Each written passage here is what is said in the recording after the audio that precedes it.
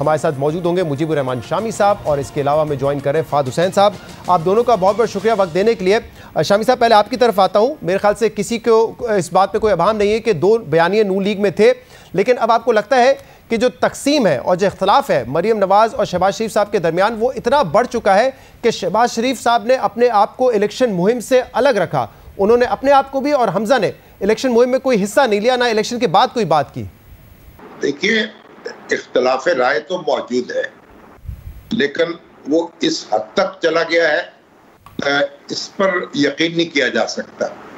ये आज़ाद कश्मीर के इंतखाबात के बाद मेरी शहबाज शरीफ साहब से मुलाकात हुई, सलमान गनी साहब भी मौजूद थे और हमने तफसील से तबादला ख्याल किया। तो उनकी एक अपनी राय है, लेकिन कोई ऐसी सूरत मैंने नहीं देखी कि वो दिल बर्दाश्ता हो गए हों या अपने आप को अलग कर रहे हों।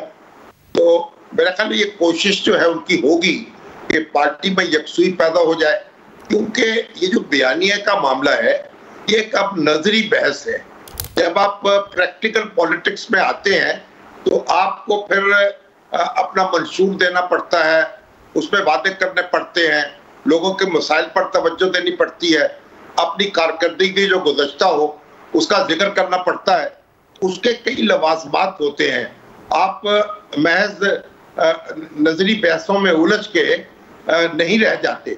तो मेरा ख्याल है कि ये दोनों जो मकातिब फिक्र हैं वो इस बात पर काबू पा लेंगे, क्योंकि दोनों जो हैं अगर काबू नहीं पा सकेंगे तो खसारे में रहेंगे। ये हकीकत उनकी निगाह से ओझल नहीं हो सकती और हरदम उनको उनके सामने है और उनको इकट्ठा रखे हुए हैं। लेकिन शामी साहब, क्या जब आपकी मुलाकात हुई तो ये वजह आपने जानने की कोशिश की कि एक बड़ा इंपॉर्टेंट इलेक्शन था आज़ाद जम्मू कश्मीर का, मरियम पूरी कैंपेन को लीड करती रही, लेकिन शहबाज शरीफ साहब कैंपेन से पहले भी चुप रहे, इलेक्शन के दिन भी खामोश रहे और जब नताइज आए उसके बाद भी मुकम्मल तौर पर खामोश है। ये वजह जानने की कोशिश की आपने शहबाज शरीफ साहब से? देखिए, एक तो उनकी कमर की तकलीफ है, तो उनका ख्याल था कि ज्यादा वो पहाड़ी इलाकों में सफर नहीं कर सकेंगे। दूसरी बात यह कि जब मरियम इसको लीड कर रही थी कैंपेन को, और अगर वो भी जाते तो उससे कंफ्यूजन में इजाफा होता, यानी उससे नुकसान होता। तो उन्होंने मुनासिब समझा कि मरियम जब इस कैंपेन को लीड कर रही हैं तो यकसुई के साथ वो अपना काम जारी रखें, और फिर जब नताइज सामने आएंगे तो फिर वो ज्यादा बेहतर तरीके से अपना मौका वादे कर सकेंगे। ये एक वजह उसकी हो सकती है। सही। फ़ाद हुसैन साहब, आपको क्या लगता है, सिर्फ तबीयत की वजह से इस कैंपेन में हिस्सा नहीं लिया शहबाज शरीफ साहब ने, या बाकायदा कोई हिकमत अमली नजर आती है और किसी किस्म की या नाराजगी है या तकसीम इतनी बढ़ चुकी है कि शहबाज शरीफ ने और हमजा शहबाज ने अपने आप को इस इलेक्शन से दूर रखा? देखिए शहजाद, ये जो मामला है मुस्लिम लीग नून के अंदर दो बयानियों, ये मुझे तो ये लगता है कि ये कुछ शिद्दत पकड़ता जा रहा है, क्योंकि ये कोई नई बात तो है और इतना अर्सा हो गया है, मैं भी इसको देख रहा हूँ, इस पर कर रहा हूँ, लिख भी रहा हूँ, आप भी देख रहे हैं, आप प्रोग्राम भी कर चुके, लेकिन मामला जूं का तू है, बल्कि और खराब होता जा रहा है। शुरू में ये कहा जाता था कि दो ऑप्शन है, या तो ये कि ये एक गुड कॉप बैड कॉप खेल रहे हैं, या ये है कि मामला वक्त के साथ कुछ हद तक सेटल हो जाएंगे। लेकिन हाल में जो कुछ हुआ, जिस तरीके से आजाद कश्मीर के इलेक्शन की कैंपेन हुई, उसके बाद हमने देखा सियालकोट में क्या मामला हुआ, तो इससे कोई पीएमएलएन को हमें फायदा होता तो नजर नहीं आ रहा, बल्कि नुकसान ही होता नजर आ रहा है। और पार्टी के अंदर जो लोग हैं, जो उसकी सेकंड लाइन ऑफ लीडरशिप है या रैंक एंड फाइल है या वोटर है, उसमें भी कंफ्यूजन है कि ये पार्टी करना क्या चाह रही है, मुफाहिमत करनी है, मुजाहिमत करनी है, एस्टैब्लिशमेंट से टकराव करना है, नहीं करना। यानी शुरू के दिनों में तो चले समझ आती थी कि जी आप एक दबाव बढ़ा रहे हैं, लेकिन अब तो डेढ़ साल में जनरल इलेक्शन की कैंपेन शुरू हो जाएगी। तो मुझे लगता यूं है कि ये मामला जो है, ये पीएमएलएन को कहीं ना कहीं किसी ना किसी तरीके से सेटल करना पड़ेगा, और ये अल्टीमेटली मियां नवाज शरीफ के ऊपर ही ये जिम्मेदारी आएगी, क्योंकि वो कायद हैं, वो लीडर हैं, और वो जो कहते हैं वो जमात की पॉलिसी होती है, वो खामोश हैं। जब तक वो खामोश रहेंगे तो ये इस तरह ही चलता रहेगा कि जनाब मुफाहिमत कर रहे हैं या मुजाहिमत कर रहे हैं, नुकसान हो रहा है जमात। तो आपको लगता है कि शहबाज शरीफ साहब ने और हमजा शहबाज ने अपने आप को दूर रखा है जानबूझकर इस इलेक्शन से? देखिए, ये बात दुरुस्त है कि आजाद कश्मीर का जो इलेक्शन है उसमें मरियम साहिबा ने बाकायदा तौर पर लीड किया और शहबाज साहब जो हैं वो बिल्कुल उस तरीके में नहीं आए। ये बात ठीक है कि आप एक जरूरी नहीं है कि हर इलेक्शन में तमाम तर लीडर जो हैं वो, लेकिन जो खामोशी है, जो जिस तरीके से एक उसके ऊपर जो है बाकायदा बात नहीं हुई है या कोई और तरीके से उस पर कोई रद्द-ए-अमल नहीं आया, ये तो मुझे जरूर लग रहा है कि इसमें ये एक सोची समझी पॉलिसी नहीं है, ये उस अंदरूनी कशीदगी का एक रिफ्लेक्शन है जो हमें नजर आ रहा है। और फाद साहब, आपने बात की कि मियां नवाज शरीफ साहब को अपनी खामोशी तोड़नी पड़ेगी, राना तनवीर साहब जैसे लीडर भी इस पर बात कर चुके हैं, तो वजह क्या है? जब आप इस पर लिख रहे हैं, तमाम लोग इस पर बात कर रहे हैं, तो नवाज शरीफ साहब खामोश क्यों रहेंगे? वो क्यों नहीं चाहेंगे कि आज़ाद जम्मू कश्मीर का इलेक्शन पूरी पार्टी एक होकर लड़े और जीते? और अगर वो चाहते हैं कि हमजा शहबाज भी कंट्रीब्यूट करे, शहबाज शरीफ भी कंट्रीब्यूट करे, और वो नहीं कर रहे हैं, तो इसका मतलब वो तो डिफाई कर रहे हैं, जो कि आज तक शहबाज शरीफ साहब ने किया नहीं है। वैसे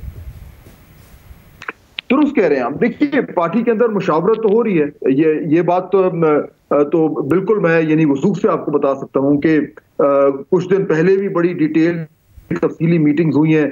जाहिर बात है, मियां साहब क्योंकि लंदन बैठे हैं तो वो जूम पे मीटिंग्स होती हैं, अभी हाल ही में मीटिंग्स भी हुई हैं। उन मीटिंग्स में ये बात बार बार घूम फिर कर इसी बात पे बहस होती है कि हमने जमात को किस तरफ लेके जाना है, और जो उसका नतीजा है वो बिल्कुल वही है जो आपके सवाल में जो आपके सवाल का जो बुनियाद है कि इन तमाम तर मुलाकातों के बाद एक फैसला क्यों नहीं हो रहा। अब मैं सिर्फ ये गेस ही कर सकता हूं कि शायद जमात जो है वो अब इलेक्शन के करीब जाके कुछ एक पक्की बात करे, क्योंकि ये फैसला इतना आसान है भी नहीं। अगर मियां साहब कहते हैं कि जनाब ये काम करना है, तो पार्टी में बहुत बड़ी एक सोच है जो मुफाहिमत की हामी है, तो ये इतना आसान नहीं है कि आप एकदम एक हुक्म सादर कर दें और सब लाइन पर आ जाएं।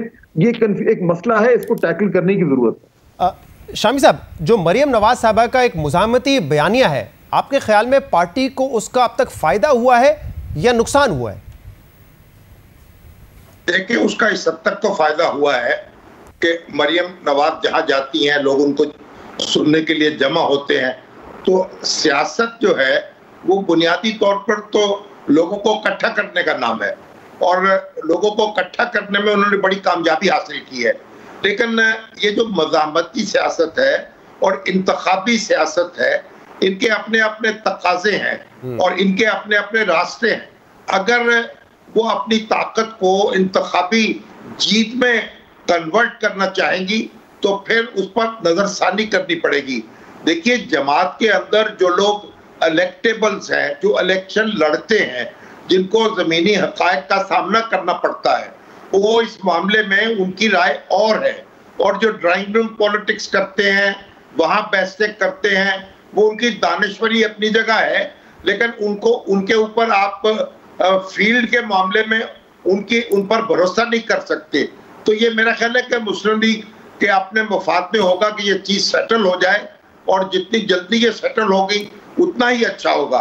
तो एक तरफ तो आप कुछ ना कुछ तड़का तो लगाएंगे, कोई नमक भी, कोई मिर्च भी, ये तो बाकी रहनी चाहिए, लेकिन सब्सटेंस जो है कोई आया, कोई आप जहाद का ऐलान करने जा रहे हैं, क्या आपने कोई तहरीक चलानी है? भाई, आपने वोट लेने हैं लोगों से, लोगों ने अपनी राय का इजहार करना है, और आपके मद्दे मुकाबिल जो है वो सियासी रहनुमा है, उन सियासी रहनुमाओं से आपने डील करना है। अगर आप उनकी बजाय हवा में तीर चलाते रहेंगे तो फिर जाहिर है कि नुकसान होगा।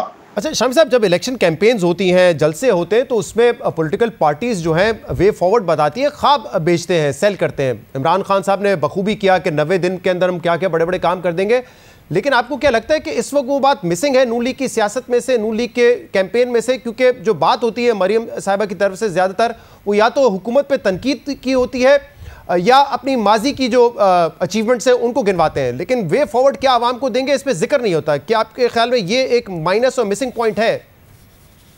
देखिए, मुस्लिम लीग की सियासत आज तक तो ये रही है कि वो डेवलपमेंट की, तरक्की की और इकोनॉमी की बात करती रही है, और उसमें आपने देखी है कि एक जैसे आप एनर्जी का क्राइसिस था, जिस तरह उससे निपटी है मुस्लिम लीग नून, और फिर दहशतगर्दी का जिस तरह खात्मा हुआ है, फिर ग्रोथ जो है जिस तरह इकोनॉमी में आई है, तो उसके असरात मुरतब हुए हैं। तो अब भी मुस्लिम लीग नून को एक मंशूर देना पड़ेगा वाज़ेह तौर पर। जो मुआशी मसाइल हैं, जो इंतजामी मसाइल हैं, उनकी तरफ तवज्जो देनी होगी। बड़ा मखमसा है, लेकिन इससे निकलना पड़ेगा, वगरना इसमें फंस के रह जाएंगे आप। फाद साहब, आप कैसे देखते हैं? वोट को इज्जत दो का बयानिया है, लेकिन इसके अलावा मरियम साहिबा की जो तकरीर होती है उसमें शिद्दत हमें बहुत नज़र आती है, इख्तलाफ राय नज़र आता है, हुकूमत पर तनकीद नज़र आती है, लेकिन वो जो एक ख्वाब सेल करना होता है आपने अपने वोटर्स को, आगे जाके क्या करेंगे, वो नज़र नहीं आता। क्या आपके ख्याल में ये कमी है? देखिए शहजाद, ये बात आपकी दुरुस्त है कि पीएमएलएन की सियासत जो है वो जब से जो है वो मियां नवाज शरीफ साहब की गवर्नमेंट खत्म हुई और उनको डिस्क्वालीफाई किया गया, उसके बाद से उसमें जो शिद्दत आई है वो खत्म होने का नाम नहीं ले रही। अच्छा, अब खत्म कब होती है? वो तब होती है जब बीच में एक फेज आता है जब एकदम खामोशी हो जाती है, और उस खामोशी के पीछे भी कोई रीजन होता है। लेकिन हमने पिछले 3, 4 साल में देखा कि कई मुतअद्दिद बार वो खामोशी हुई और उसके बाद उस खामोशी को तोड़ा गया। आपने भी सवाल किया था, मेरे ख्याल में वो बड़ा अहम है कि इस मुज़ाहिमती पॉलिसी से पीएमएलएन को फायदा क्या हुआ है, और ये वो सवाल है जो मेरे ख्याल में पीएमएलएन के अंदर भी पूछा जा रहा है और उस पर बहस भी हो रही है। इसका जवाब ढूंढना जो है वो बड़ा जरूरी है। देखिए, अभी तक तो जितने इलेक्शन हुए हैं उसमें कुछ पीएमएलएन जीती है और उसके बाद अब जो रिसेंट इलेक्शन है वो हारी है। लेकिन जो बड़ा सवाल है शहजाद, अल्टीमेटली जो हर जमात को पूछना चाहिए और पीएमएल पूछ भी रही है, वो ये कि इस पॉलिसी के तहत क्या 2023 के इलेक्शन में वो इक्तदार के करीब आ रहे हैं? क्या उनकी पोजीशन बेहतर होती जा रही है? क्या उनकी सिस्टम में स्पेस ज्यादा होती जा रही है? अगर इनका जवाब है नहीं, तो फिर पीएमएल के लिए मेरे ख्याल में बहुत हद तक अपनी हिकमत अमली पर एक जायजा लेने की जरूरत है। इस वक्त मामला जो हैं वो अनक्लियर है और कंफ्यूजन की वजह से पीएमएल के जो अपोनेंट्स हैं, उनके मुखालिफिन हैं, उनको फायदा हो रहा है। शामी साहब, जैसे अभी फाद हुसैन साहब ने कहा कि अब अगले इलेक्शन से पहले नवाज शरीफ साहब ने फैसला कर लेना है कि क्या हमारी स्ट्रेटजी होगी। आपको क्या लगता है इस वक्त जो भी स्ट्रेटजी है वो नवाज शरीफ साहब की जो मर्जी है उसी के मुताबिक है, या दोनों में से कोई ना कोई एक डिफाइंड पोजीशन में है? या मरियम नवाज साहब बात नहीं सुनने को तैयार, या शहबाज शरीफ साहब ये कह रहे हैं कि अगर आपने मरियम की स्ट्रेटजी को आगे लेके चलना है तो मैं पीछे बैठ जाता हूं, मैं खामोश हो जाता हूं? देखिए, मेरा ख्याल नवाज शरीफ साहब के यहाँ भी कुछ क्लैरिटी जो है उसकी कमी महसूस हो रही है। देखिए, जब आपने आर्मी चीफ की जो एक्सटेंशन के मामले में वोट दिया था, तो इसका मतलब यह था कि आपने एक बातचीत का रास्ता खोला है, एक दरवाजा खुला है, और अब आप उस ट्रैक पे चलेंगे। अब ये सफर आपको जरा सोच समझ के आगे बढ़ना होगा। अब फौरी तौर पर नताइज मुरतब नहीं हो सकते, और अभी आप देखिए बहुत हालात तब्दील हो चुके हैं। अब वो फोर्सेज उस तरीके से काम नहीं कर रही जो आज से 4 साल पहले, 5 साल पहले, 3 साल पहले कर रही थी, और वहां उस वक्त के जो मसाइल थे। तो अब तो आपको मुस्तकबिल पर नजर रखनी होगी और मुस्तकबिल पर नजर रखते हुए आगे बढ़ना होगा। तो मरियम नवाज जो है, उनकी अहमियत अपनी जगह है, उनकी अपील अपनी जगह है, लेकिन वोट में ट्रांसलेट भी तो होनी चाहिए ना। और इसीलिए जो लोग इलेक्शन लड़ते हैं उनकी राय को आप कैसे नजरअंदाज करेंगे? क्योंकि इलेक्शन अगर सिर्फ आप नजरी बहसों पर और नारों पे सारी एनर्जी लगा देंगे तो फिर ऑन ग्राउंड मुकाबला अपने हरीफों का कैसे करेंगे? ठीक है। तो मेरा ख्याल ये जो हालात आगे बढ़ेंगे, ये मखमसा जो है वो दूर होगा और एक वाज़ेह पोजीशन जो है वो इख्तियार करती चली जाएगी मुस्लिम लीग।